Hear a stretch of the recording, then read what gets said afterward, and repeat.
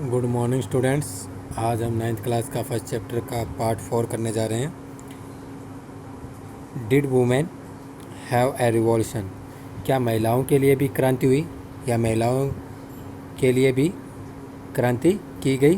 तो उसके बारे में पढ़ेंगे।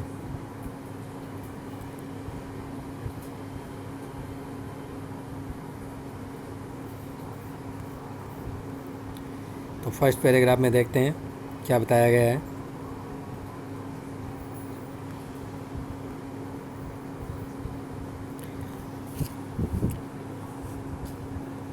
पहली लाइन की जो अर्थ है वो देखते हैं। महिलाएं शुरू से ही फ्रांसीसी समाज में इतने अहम परिवर्तन लाने वाली गतिविधियों में सक्रिय रूप से शामिल थी। यानी कहने मतलब महिलाएं थी ना, वो बिगनिंग यानी स्टार्टिंग से ही हर इवेंट यानी प्रत्येक इवेंट में पार्टिसिपेट कर रही थी, यानी अपनी भागीदारी निभा रही थी। यानी समाज फ्रेंच सोसाइटी में यानी फ्रांसीसी समाज में जो भी महत्वपूर्ण बदलाव लाने हैं, उन बदलावों में वह अपनी भूमिका क्या है निभा रही थी प्रत्येक घटनाओं में। ठीक है, फिर आगे देखते हैं। उन्हें उम्मीद थी कि उनकी भागीदारी क्रांतिकारी सरकार को उनका जीवन सुधारने हेतु ठोस कदम उठाने के लिए प्रेरित करेगी। यानी उन्हें होप आशा थी कि इस प्रकार के भागीदारी लेने से, क्रांतिकारी गतिविधियों में भागीदारी लेने से सरकार क्या है उनको अलग से उनके रहने में, ठीक है, कोई ठोस कदम उठाएगी या उनके लिए क्या है अच्छा काम करेगी। ठीक है, ये उनको विश्वास था महिलाओं को। आगे देखते हैं।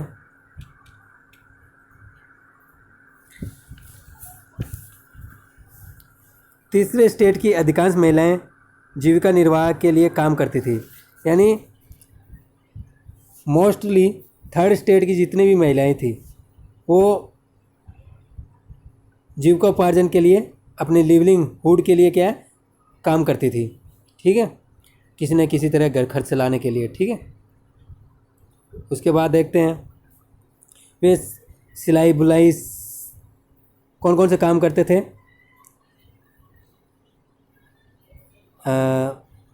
सिमट्रेस यानी सिलाई बुनाई का, कपड़े की धुलाई का, बाज़ारों में फूल बेचने, फल फ्रूट बेचने, सब्जी बेचने का आदि का काम करते थे। और यहाँ तक कि जो प्रोस्पिरियस पीपल थे, यानी धन संपदा से जो लोग थे, उनके घरों में क्या है एक एज ए सर्वेंट के रूप में भी महिलाएं काम करती थी, घरेलू काम। ठीक है, झाड़ू पोछा जो भी हो, बर्तन का, तो कुछ सारे गतिविधियों में महिलाएं काम करती थी अपने घर का जीविकोपार्जन के लिए। ठीक है, बहुत सारी महिलाएं वेश्यावृत्ति में भी थी। ठीक है,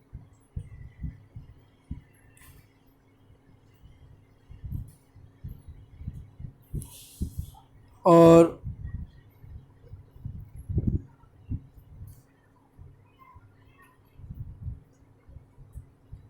most women did not have access education. यानी ज़्यादातर महिलाएं क्या है, अधिकांश कई महिलाओं के पास पढ़ाई लिखाई का या व्यावसायिक प्रशिक्षण के मौके नहीं थे जॉब करने के। ठीक है, उनके पास कोई काम धंधा नहीं था क्योंकि वो पढ़े लिखे नहीं थे जो शैक्षणिक स्तर पर काम कर सकें ऐसे।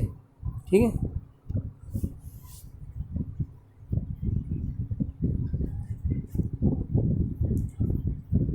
उसके बाद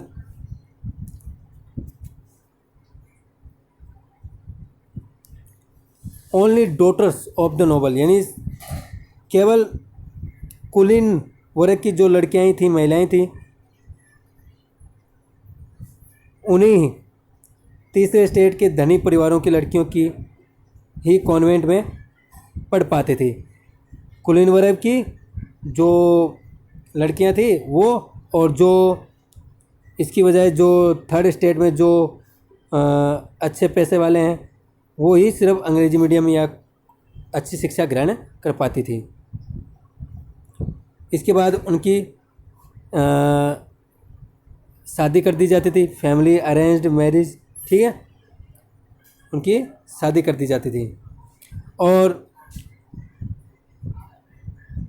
कामकाजी महिलाएं थी को अपने परिवार का पालन पोषण भी करना पड़ता था, ठीक है। कामकाजी जो महिलाएं थे, केयर ऑफ फैमिलीज एंड, जैसे कि भोजन पकाना, ठीक है, ठीक है।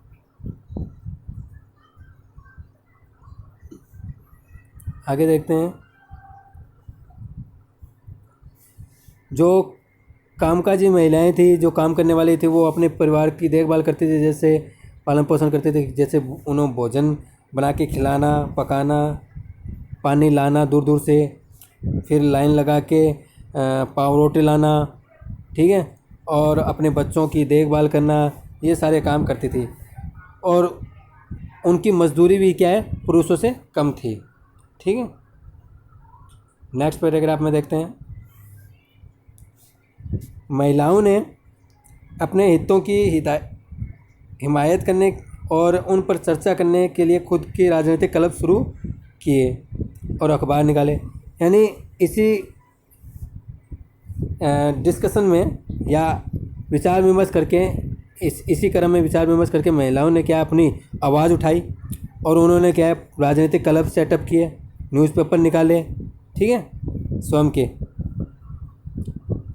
यानी राजनीतिक रूप में, राजनीतिक तौर पर क्या है, अब बाहर निकलने लगी और बड़े बड़े क्लब में ज्वाइन करने लग गए, अपने क्लब बनाए, संगठन बनाया, न्यूज़पेपर निकाले, महिलाओं के प्रति जागृति क्या है, फैलाई।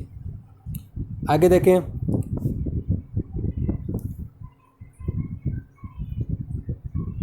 इसी प्रकार देखें तो महिलाओं about 60 women's club French city, यानी फ्रांस शहर में देखें तो लगभग विभिन्न नगरों में महिलाओं के 60 क्लब सामने आए, ठीक है, कितने, 60। उसके बाद देखें, उनमें the society of revolutionary and Republican women सबसे मशहूर क्लब था। यानी उनमें से देखें, the society of revolutionary and Republican जो महिलाओं का था, वो सबसे फेमस क्लब था, ठीक है। आगे देखते हैं।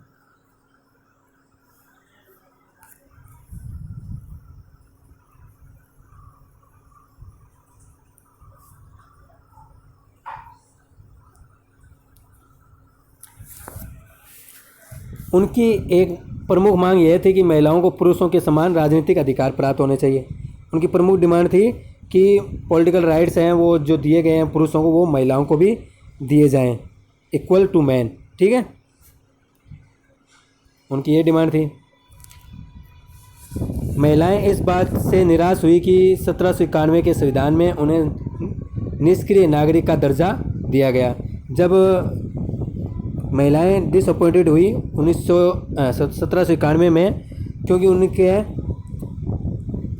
जो कॉन्स्टिट्यूशन संविधान में उनको निष्क्रिय एक हिस्सा माना गया, यानी कोई राइट्स वगैरह नहीं दिए गए थे, ठीक है, तो इसलिए वो बहुत नाराज़ हो चुकी थी उस समय। उनको कोई नागरिक का क्या है, राजनीतिक अधिकार नहीं दिए गए थे, इसलिए वो नाराज़ हो चुकी थी उस समय। उसके बाद से क्या है, उन्होंने जन आंदोलन स्टार्ट कर दिया था। उसके बाद महिलाओं ने मताधिकार, असेंबली के लिए चुने जाने तथा राजनीतिक पदों की मांग रखी। अब महिलाओं ने डिमांड क्या रखी, हमें राइट टू वोट चाहिए, यानी सार्वभौमिक मताधिकार चाहिए, हमें असेंबली में चुने जाने चाहिए, हमें भी असेंबली में चुना जाना चाहिए। अब राजनीतिक पदों की मांग रखी। अब बड़े बड़े पद पर जो पुरुष बैठते थे, तो अब महिलाएं भी होनी चाहिए, तो उन्होंने ऐसी डिमांड रखी। उनका मानना था कि तभी नई सरकार में उनके हितों का प्रतिनिधित्व हो पाएगा। उनका मानना था कि इसी कारण क्या है, वो महसूस करती थी, या उनका मानना था कि तभी नई सरकार क्या है, न्यू गवर्नमेंट उनके हितों का बारे में सोचेगी या उनका प्रतिनिधित्व करेगी। ठीक है। उसके बाद प्रारंभिक या शुरुआती वर्षों में देखें तो क्रांतिकारी सरकार ने महिलाओं के जीवन में सुधार लाने वाले कुछ कानून लागू किए थे। यानी सरकार ने कुछ क्या है, इंट्रोड्यूस लॉ, कुछ कानून क्या है लागू किए और उसमें सुधार भी लाए महिलाओं के लिए। ठीक है। उसके बाद सरकारी विद्यालयों की स्थापना के साथ साथ ही सभी लड़कियों के लिए नई स्कूली शिक्षा का अनिवार्य बना दिया गया। यानी साथ साथ नए स्कूल सेटअप किए गए, निर्माण हुआ स्कूलों का, और स्कूल में कंपलसरी कर दिया पढ़ाई, ऑल गर्ल्स यानी सभी जो लड़कियां हैं उनके लिए शिक्षा अनिवार्य कर दिया गया साथ में। ठीक है। अब कि लड़कियों को भी पढ़ाना चाहिए। अब पिता उन्हें उनकी मर्जी के खिलाफ शादी के लिए बाध्य नहीं कर सकते। अब ऐसा भी राइट्स आ गया कि फादर्स है, अब उन पर क्या है, ज़बरदस्ती फोर्स करके उनकी शादी नहीं कर सकते उनकी इच्छा के बगैर। ठीक है। देयर विल, उनकी इच्छा के बगैर। शादी को स्वैच्छिक अनुबंध माना गया है और नागरिक कानून के तहत उनका पंजीकरण किया जाने लग गया। अब शादी थी, marriage made were into a contract, यानी अब क्या है, शादी को स्वैच्छिक अनुबंध, कॉन्ट्रैक्ट यानी अनुबंध माना गया है कानूनी, और नागरिक कानून हितों से क्या है, रजिस्टर्ड होने लग गया। यानी सिविल लॉ नागरिक कानून के तहत उसको रजिस्टर्ड किया जाने लग गया, कानूनी मान्यता मिलने लग गई। ठीक है। उसके बाद तलाक को कानूनी रूप दे दिया गया। अब शादी रजिस्टर्ड हो रही है तो फिर डाइवोर्स भी, ठीक है, वो भी लीगल बना दिया गया। अब जो चाहे वो क्या है, अब तलाक भी ले सकता है कानून के तहत। और मर्द औरत दोनों को ही इसकी अर्जी देने का अधिकार दिया गया। अब दोनों को क्या है, इनको डिवोर्स के लिए जो अर्जी लेना चाहता है, दोनों अर्जी दे सकते हैं, जिसको भी डिवोर्स चाहिए। ठीक है। जिसको भी तलाक चाहिए, दोनों में से कोई भी अब क्या है, तलाक की अर्जी लगा सकता है। पहले सिर्फ पुरुष को अधिकार था। उसके बाद अब महिलाएं व्यावसायिक प्रशिक्षण ले सकती थी। अब वुमेन्स है जॉब के लिए अलग अलग प्रशिक्षण भी ले सकती थी, और साथ में क्या है, कलाकार बन सकती थी, आर्टिस्ट, और छोटे मोटे जो व्यवसाय हैं वो भी चला सकती थी। ठीक है। नीचे वाले पैराग्राफ में और देखते हैं।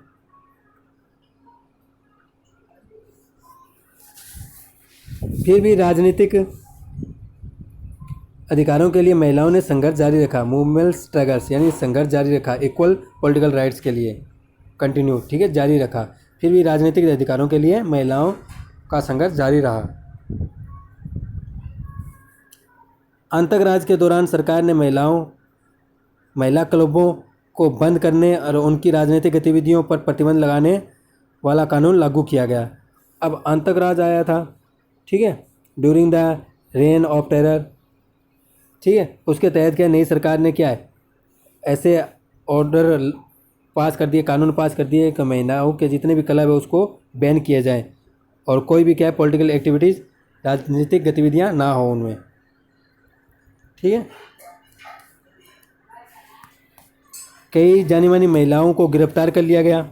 अब जितनी भी जानी मानी महिलाएं थी, अपना अहम दबदबा रख रही थी, तो उनको अरेस्ट कर लिया गया। उनमें से कुछ को फांसी पर भी चढ़ा दिया गया। ठीक है। उनको भी कुछ महिलाओं को क्या है, फांसी पर चढ़ा दिया गया था। उसके बाद लास्ट पैराग्राफ में देखते हैं, मताधिकार और समान वेतन के लिए महिलाओं का आंदोलन अगली सदी में भी अनेक देशों में चलता रहा। महिलाओं के द्वारा जो मूवमेंट था वोटिंग राइट्स का और इक्वल वेजेस, समान सैलरी का। ठीक है, नेक्स्ट 100 ईयर्स यानी अगली शताब्दी तक कंटिन्यू चलता रहा। Many country of the world यानी संसार की अन्य कंट्रियों में भी, जहाँ फ्रांस में चल रहा था वहीं अन्य कंट्रियों में और भी चल रहा था। मताधिकार का संघर्ष 19वीं सदी के अंत एवं 20वीं सदी के प्रारंभ तक अंतर्राष्ट्रीय मताधिकार आंदोलन के जरिए जारी रहा। यानी देखें तो मताधिकार का जो संघर्ष था, ठीक है, राइट टू वोट यानी फाइट फॉर द वोट, मताधिकार के लिए लड़ने का वो क्या है, इंटरनेशनल अंतर्राष्ट्रीय स्तर पर, ठीक है, मताधिकार आंदोलन जारी रहा। और सार्वभौमिक मताधिकार जो था 19वीं सेंचुरी से लेकर 20वीं शताब्दी के शुरुआत तक चलता रहा। ठीक है, उसके बाद क्रांतिकारी आंदोलन के दौरान फ्रांसीसी महिलाओं की राजनीतिक सरगर्मियों को प्रेरक समर्थी के रूप में जिंदा रखा गया। यानी